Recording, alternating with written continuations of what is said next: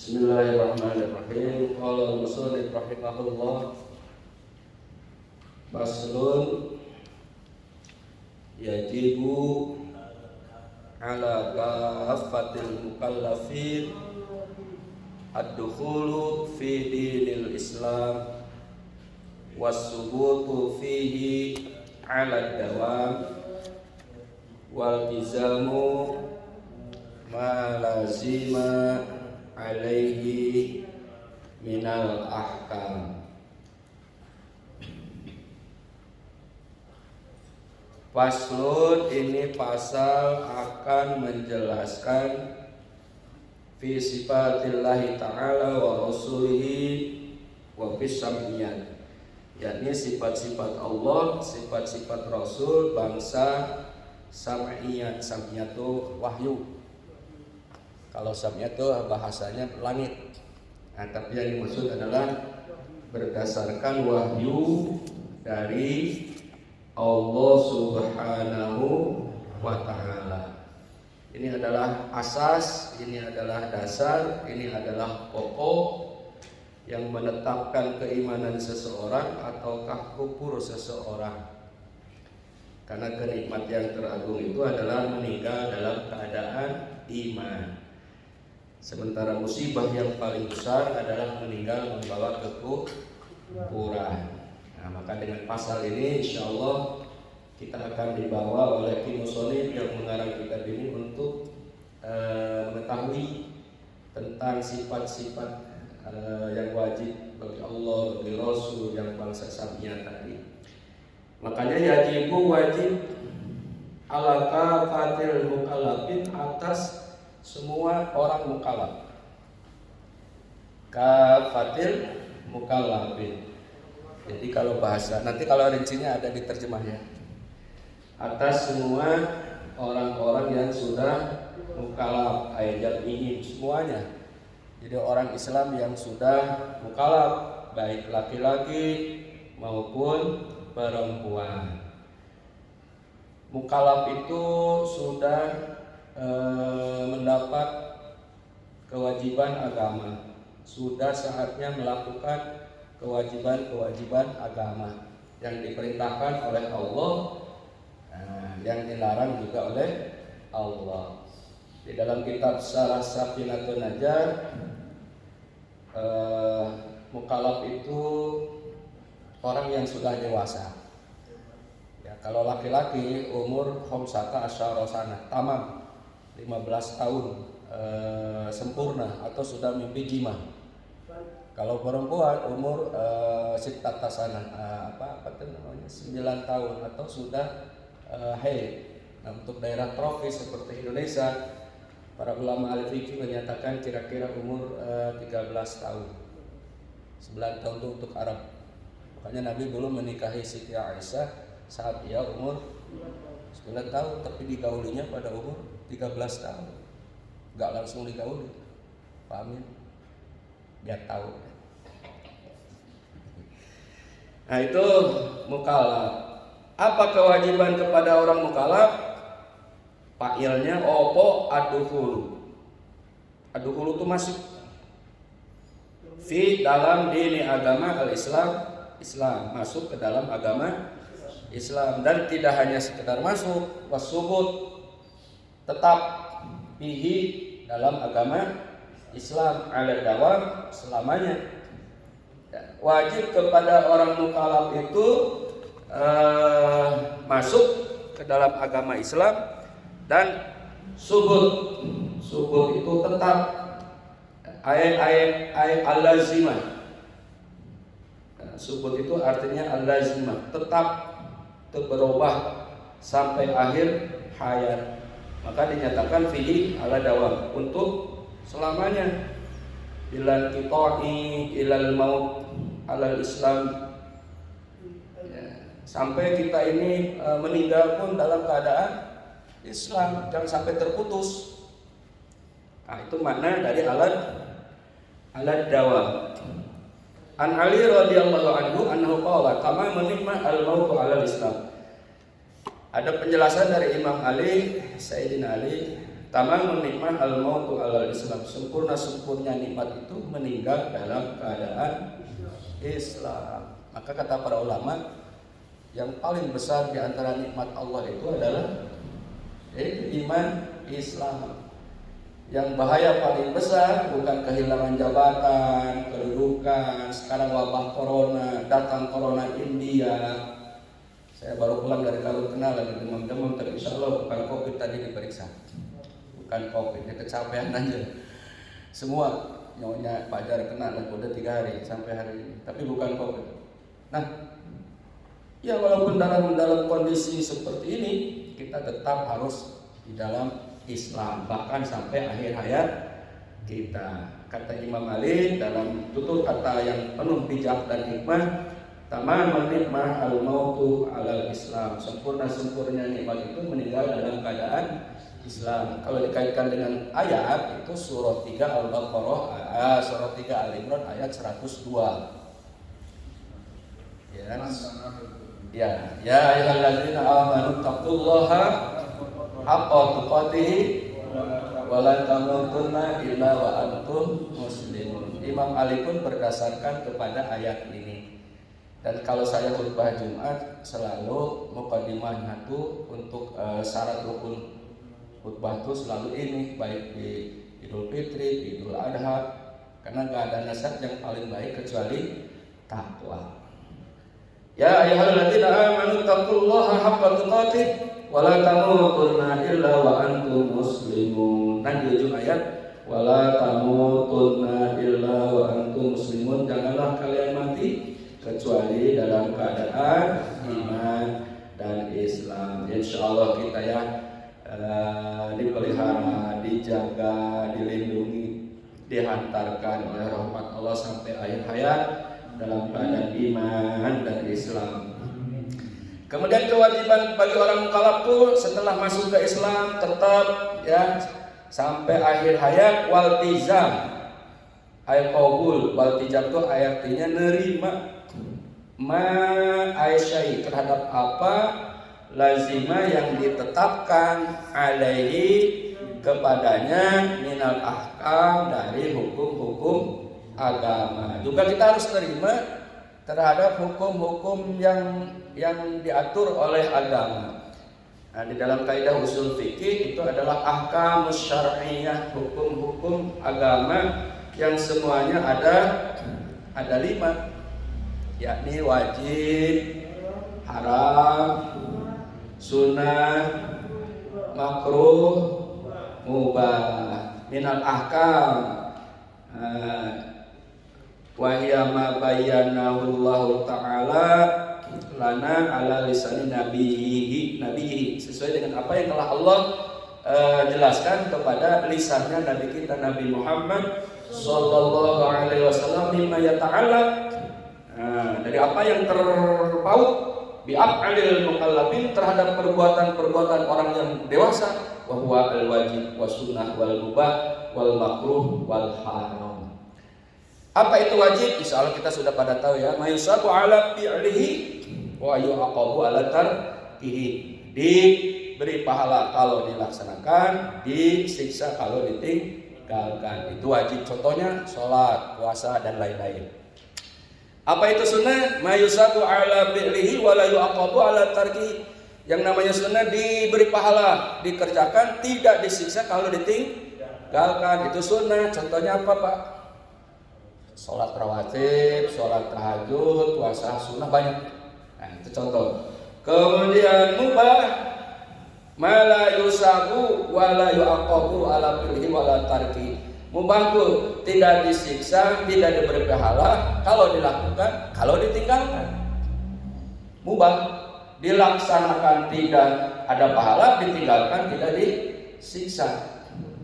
Cuma kata para ulama yang mubah ini bisa naik kepada sunnah, yang mubah ini bisa naik kepada wajib. Seseorang tukang sol dari Garut, dari Wanaraja biasanya yang keliling-keliling si Eko itu kalau siang mampir ke udah ini. Tapi karena dia satu angkatan sama saya dia lihat dulu orang pesantren juga dulu ya masuk masjid, teh di masjid, kemudian itikaf, kemudian istirahat. Maka dari mubah menjadi sunnah. Kalau dia masuk ke masjid al-huda aja duduk-duduk doang, mubah. Gak disiksa, gak diberi pahala duduknya, mubah. Tapi dengan niat dengan wudu, dengan niat tahiyatul masjid, dengan niat i'tikaf, maka duduknya menjadi ibadah. Nah dari mubah bisa jadi sunat, bisa jadi wajib. Bapak-bapak sekarang kalau duduknya ini kalau niat i'tikaf, insya Allah nggak diniatin juga udah niat kan mau ngaji, insya Allah pahala. Duduk kita ini pahala. Itu mubah. Ya, tidur itu kan mau tidur mau enggak juga silakan aja kalau kuat. Tidur bisa menjadi ibadah. Kalau sebelum tidur berwudu dulu, baca doa tidur, maka tidurnya menjadi ibadah. Tapi kalau tidur boleh tak aja, ya udah, nggak ada pahala, nggak ada siksa. Itu mubah. Banyak sekali contoh mubah ya. Kalau dibahas maka lewat dari pukul 21. Ops gitu dulu. Kemudian apa sunnah ya? Makruh. Ini makruh. Makruh itu wala yu'aqabu ala fi'lihi. Tidak disiksa kalau dikerjakan, wa yusabu ala fi'lihi. Kemudian diberi pahala kalau ditinggalkan. Contohnya apa? Ngerokok, makan jengkol, makan pete. Ini makruh. Ada sebagian orang yang berpendapat rokok itu haram dengan ayat janganlah membunuh dirimu sendiri. Wala taku, apa itu ayatnya lupa saya. Wala janganlah membunuh dirimu sendiri. Dimaknakan itu adalah rokok. Ya silahkan aja lah. Ya penafsiran atau pemahaman itu kita hargai. Tetapi umum jumhur para ulama, pete, rokok, berlebihan dalam wudu, apalagi itu ya, itu makruh. Makruh. Jumhur ulama. Ya kembali kepada bapak ibu. Ibunya tak satu ya. Itu makruh. Kemudian khalas. Selesai. Nah, inilah ahkamus syar'iyyah, hukum yang 5. Fama yajibu alaihi, maka pada hal-hal itu wajib alaihi kepada orang mukallaf, yakni orang Islam yang sudah dewasa, wa'tiqaduhu, mengiktikadkan mutlak wanutku, dan mengucapkan dengannya filhal dalam zaman ini juga, di waktu ini juga, in kana kabiron, jika ada orang kafir, au illa fabisolah, ataupun kalau tidak orang kafir maka cukup di dalam sholat asyhadatain, yakni 2 kalimat syahadah. Sekarang beralih kepada hal membaca 2 kalimat syahadah. 2 kalimat syahadah bagi kita mah cukup. Di sholat itu sudah cukup. Kita yang dari Islam, dari bapak, dari nenek, dari kakek, dari nenek, dari uyut, yang ngawarin, bungau, terus ke atas itu. Kita udah Islam, jadi nggak perlu ada upacara syahadat lagi. Pak Haji Muadi sebagai ketua majelis zikir, harus saya mau syahadat. Kalau padahal muslim nggak usah. Tapi kalau orang kafir biasanya dulu di Al-Huda sering banget dulu ya Pak Edi ya, yang masuk Islam karena mau nikah. Kebetulan masih kita bidang dakwahnya, banyak mimpi di sini. Nah, kita harus nonton aja lah. Dan sampai sekarang alhamdulillah nggak cerai itu yang di bawah itu. Alhamdulillah udah punya anak, jadi masih awet gitu. Termasuk yang di samping sini nih. Ini sampai sekarang awet juga ya, tapi nggak di sini pengislamannya. Biasanya orang masuk Islam karena perempuan, orang masuk Islam karena tafakur. Banyak ahli sains dan teknologi itu menemukan kebenaran dari ayat, padahal dia orang kafir, tapi menemukan kebenaran sampai dia masuk Islam. Nah, yang model begitu harus mengucapkan 2 kalimat syahadah. Baiknya dipandu sama siapa? Sama murabi. Murabi ada di mana? Ada di masjid, ada di DKM, atau ada di majelis taklim, atau mungkin ke pengadilan agama yang bidang khusus itu. Nah, nanti dipandu syahadatnya. Nah, bagi kita mah tidak perlu, cukup di dalam sholat. Maka kata para guru, nikmat yang paling besar setelah iman Islam, kita lahir dari rahim muslimah. Ini yang tidak kita sadari. Kenapa kita Islam, rahmat syukur Islam, pahaan Islam? Karena lahir dari rahim ibu yang muslim. Itu yang harus kita syukuri juga. Maka waskuruli wala takfuruli, bersyukurlah kepadaku, janganlah kufur. Kemudian bersyukurlah kepada kedua orang tuamu. Senyelemen ayat ini mengisyaratkan bahwa hidayah hidayah itu sebetulnya sudah Allah berikan kepada kita. Kita setiap hari yang wajibnya adalah ihdinas shiratal mustaqim 17 kali minta hidayah kepada Allah. Tetapi hidayah itu sebetulnya sudah diberikan.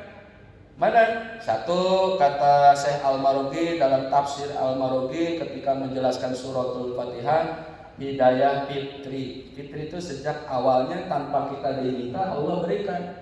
Mata, telinga, hidung, lidah, telapak tangan. Pernah nggak minta Pak Duli? Enggak kan? Ya Allah kasih telapak tangan biar tahu mana kasar, mana halus. Ketika pernah. Guruan saya Allah berikan lidah supaya tahu yang panas yang dingin. Enggak juga ya. Enggak manis. Telinga mendengarkan, tapi Allah berikan. Inilah hidayah fitrah. Dan binatang juga diberikan. Binatang punya penciuman, bahkan penciuman binatang lebih tajam. Buktinya bisa ngelacak copet. Lah kita nggak bisa, kita anjing yang bisa itu. Itu kelebihan dari binatang. Kemudian ada hidayah akal. Dengan akal kita bisa berpikir, dengan akal kita bisa berkarya, dengan akal kita bisa mengaji dan lain-lain. Nah, kemudian ada hidayah hawas, panca indera, melihat, meraba, mendengar, itu juga hidayah. Berarti kan sudah diberikan ini.